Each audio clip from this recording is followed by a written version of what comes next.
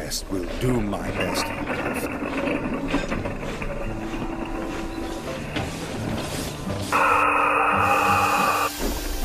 Spencer set off and quickly passed Edward.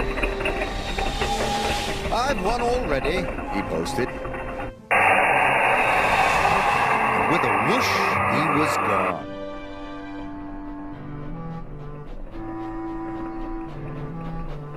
Edward came to the bottom of a steep hill.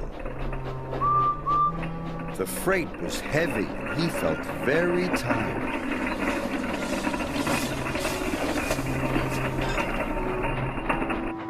He huffed and he puffed and was soon at the top. He could see Spencer in the distance and chased him at once. Edward raced down the hill.